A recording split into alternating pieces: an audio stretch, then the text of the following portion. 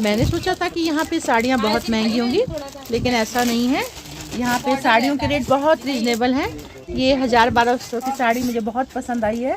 इतनी सुंदर साड़ी है। और यहाँ पर और भी साड़ियों की वैरायटी बहुत अच्छी है। मैंने गिफ्ट पर्पस के हिसाब से ये 350 की साड़ी खरीदी है। मैंने ऐसी 20 साड़ियाँ अलग अलग प्रिंट्स की ली हैं, और जो बाज़ार में 500-600 से कम नहीं है। तो यहाँ पर वेडिंग कलेक्शन भी बहुत अच्छा है, लहंगे बहुत खूबसूरत हैं, और रेट भी काफ़ी रिजनेबल है। पहचाना? जय स्तंभ पृथ्वीराज चौक सतना। सूट यहीं से लेना, वरना घोड़ी हिनहिनाएगी। और अब साड़ी और लहंगा भी यहीं से लेना, वरना दुल्हन रूठ जाएगी।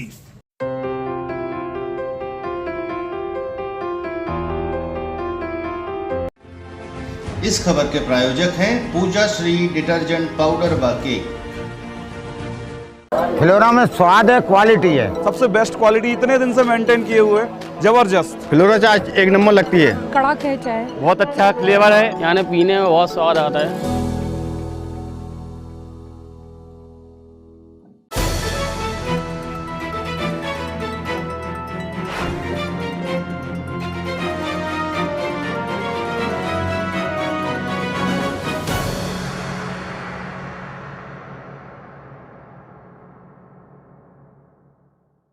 नमस्कार, मैं हूं सुनील तिवारी और आप देख रहे हैं विशाल खबर।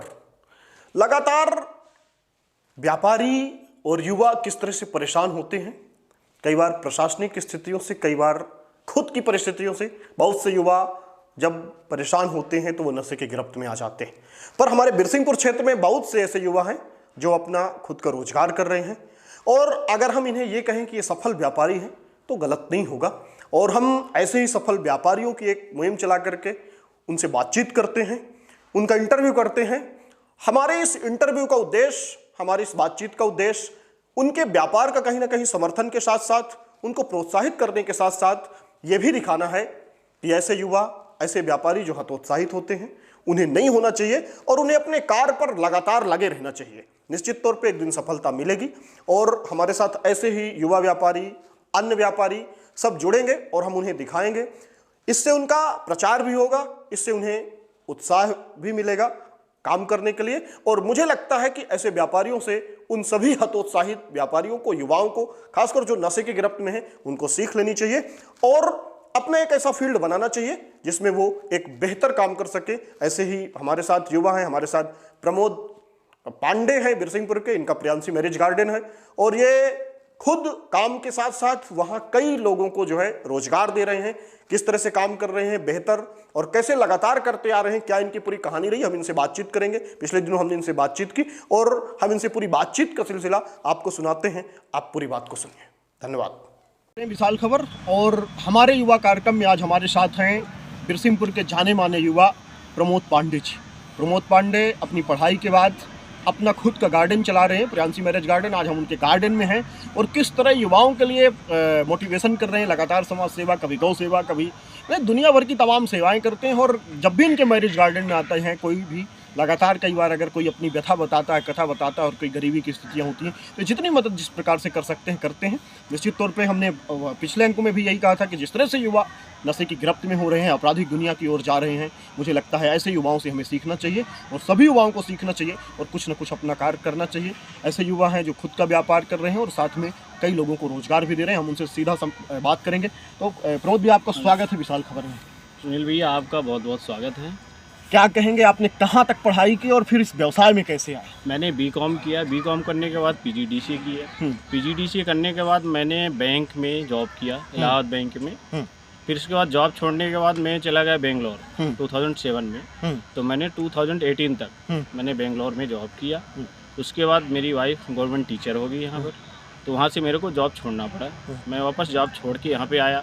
यहाँ छोड़ने के बाद मैंने देखा कि यहाँ पे बहुत अच्छी डेवलपमेंट नहीं है, तो उस डेवलपमेंट के हिसाब से हम देखें कि भी क्या कर सकते हैं। तो उसके लिए हमने देखा कि एक मैरिज गार्डन डाला जाए, लोगों को सुविधाएं दिया जाए। तो हमने एक मैरिज गार्डन डाला। तो उस गार्डन में हम सभी सुविधाएं प्रदान करते हैं। कोई गरीब आया उसकी हेल्प करते हैं, कम बजट में भी अपन दे देते हैं उनको, और जिसको मतलब कैसी फैसिलिटी चाहिए उनको अच्छे से अच्छी फैसिलिटी हम दे रहे हैं। बड़ा प्रश्न ये है कि मैरिज गार्डन का ख्याल कैसे आया आपके दिमाग में, क्योंकि मुझे लगता है कि बिरसिंहपुर में सबसे बड़ा मैरिज गार्डन है और तो तरह तरह की आप सुविधाएं दे रहे हैं लोगों को। अब मुझे लगता है चर्चा का विषय भी नगर में बनता है, जब भी किसी कार्यक्रम में लोगों से मुलाकात होती है तो ये कहते हैं कि यार प्रियांशी मैरिज गार्डन बेहतर है, वहाँ के लोग बेहतर हैं, प्रमोद भाई बेहतर है। ये लोगों के दिलों में कैसे आ पाए? मैं पूछना चाहूँगा पहले तो आप कैसे मैरिज गार्डन का ख्याल आया और फिर क्या क्या सुविधाएं देते हैं? आजकल पता चल रहा है खाने की भी सुविधा, वो बस अपना लेके चले आएँ सबको और यहाँ सारी चीज़ें करके चले जाएँ, तो कैसे करते हैं थोड़ा सा विस्तार से आप बताएं। तो फर्स्ट हमने जब बेंगलोर से आया तो हमने देखा यहाँ पे कोई अच्छा मैरिज गार्डन नहीं था। तो हमने सोचा कि एक अच्छा सा मैरिज गार्डन हमारे ख्याल में है कि अच्छा सुविधाएं दे लोगों को। बहुत परेशान होते, टेंट लगाते थे, टेंट लगा खुले में लगाना है टेंट, उसमें कुत्ते भी घुस जाते हैं, कुछ भी असुविधाएं होती थी। इसलिए हम एक अच्छा सा मैरिज गार्डन बनाया और हम कैटरिंग की सुविधा शुरू की। कोई बेचारा बाहर रहते हैं यदि तो वो यहाँ पे आते हैं तो सिलेंडर की व्यवस्था नहीं कर पाते, सब्जी नहीं ले आ पाते, बहुत सही वो रहती हैं, तो हमने कैटरिंग प्रोवाइड करते हैं और कम रेट पे अपन उनको देते हैं। कम रेट पे देते हैं, कैटरिंग की सुविधाएं उपलब्ध कराते हैं, आपके पास कमरे भी हैं और बढ़िया। कोई बाहर से आता था, अभी तक ऐसे हालात बन जाते थे कि बिरसिंहपुर में किसी को रुकना हो, मुझे लगता है कोई बाहरी व्यक्ति आए या कोई भी, तो उसको बड़ी समस्याएं होती थी। कमरे भी उपलब्ध कराते हैं, तो कितनी सुविधाएं मिल जाती हैं अगर कोई आता है आपके यहाँ कार्यक्रम में? और कितने वर्कर हैं आपके यहाँ इस समय जिनको आप जो है तो काम दे रहे हैं और उनको पेमेंट दे रहे हैं? एक्चुअली रेगुलर वर्कर हमारे पास 4 वर्कर हैं जो रेगुलर रहते हैं। बाकी जब पार्टियां चलती हैं, जिस दिन शादी है उस टाइम पे अपन मतलब बहुत सारे रोजगार मिलते हैं लोगों को। जैसे डोसा वाला हो गया, उसका रोजगार चलता है, फुल्की वाला हो गया, खाना बनाने वाला हो गया, फ्रूट काउंटर वाले हो गए, मतलब ऐसे बहुत सारे हैं कैटर्स में। उसमें जो सबकी फ्लावर वाला हो गया, सबकी मतलब रोजी रोटी चल रही है एक उसमें से, और अपनी सब सुविधाएं प्रदान कर रहे हैं। अच्छे रूम्स बढ़िया बना के रखे हैं। कोई बाहर से आता तो उसके लिए एसी नॉन एसी हर प्रकार के रूम्स अवेलेबल हैं। तो अभी चूँकि अब मई जून में तो मुझे लगता है कार्यक्रम है नहीं, अब सारे कार्यक्रम तो अभी हो रहे हैं, तो लगातार कार बुकिंग तो आ ही रही होगी। नहीं बिल्कुल, मार्च अभी अपना अप्रैल तक बुक हो चुका है ऑलमोस्ट। कुछ लगन खाली है, बाकी ऑलमोस्ट पूरी लगन फुल हो चुकी है। एक संदेशा आपसे क्या कहना चाहेंगे उन युवाओं के लिए जो लगातार आपराधिक गतिविधियों में संलिप्त हैं और अगर अपना रोजगार करना चाहें या कि कोई मैरिज गार्डन ही बनाना चाहें, उनकी अगर खाली ज़मीन है, कितनी लागत आ जाती है और वो कैसे काम करें कि आप अगर खुद का डालना चाहें तो डाल सकते हैं? देखिए, हम जो ऐसे नशे में गिरफ्त में युवा हैं उनको कहना चाहते हैं कि वो आएँ, एक छोटा सा ही रोजगार करें, कुछ नहीं करें, एक छोटा सा ही कहीं भी लग जाएं, अपना खुद कमाएं।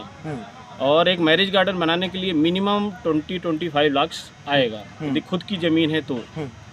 और फिर उतना जितना अच्छा करना चाहते हैं, बेहतर करना चाहते हैं तो जितना लगाते जाएंगे उतना अच्छा बेहतर हो जाएगा। एक मेरा प्रश्न और है, आप गौ सेवा के लिए भी जाने जाते हैं, आपकी एक टीम थी गौ सेवा कर रही है, मुझे लगता है शायद अभी भी और पहले भी, वो ख्याल कैसे है और क्या क्या सेवाएं करते हैं आप थोड़ा सा लास्ट? एक हमारा एनजीओ है गैवीनाथ सहयोग सोसाइटी जी, उस एनजीओ में हमारे सभी जितने मित्रगण हैं, एक दिन हम लोग बैठे थे तो ऐसे ख्याल आया, एक गाय मतलब जख्मी थी, हमने देखा बह रहा, खून बह रहा है, तो हम लोग 4-5 लोग बैठे थे, हमने बोला सब लोग मिलके गौ सेवा किया जाए, सब लोग देखें। तो उस टीम बनाई गई, गठन किया गया, गैवीनाथ सहयोग सोसाइटी एक एनजीओ गठन किया हमने, तो उसमें सेवा में गौ सेवा है, हर प्रकार की सेवा है, किसी मतलब देते हैं हम लोग और सभी सेवा करते हैं। निश्चित तौर पे प्रमोद भाई जैसे लोग होने चाहिए और ऐसा मार्गदर्शन निश्चित तौर पे जिस युवा को, अगर कोई है ऐसा व्यक्ति जिसको मुझे लगता है मैरिज गार्डन के विषय में जानना है या गौ सेवा करना है किसी भी विषय में, मुझे लगता है इनसे मिलना चाहिए, एक बार चर्चा करना चाहिए और हम ऐसी चर्चा फिर से इनसे करेंगे। तब तक आप देखते रहिए विशाल खबर। धन्यवाद।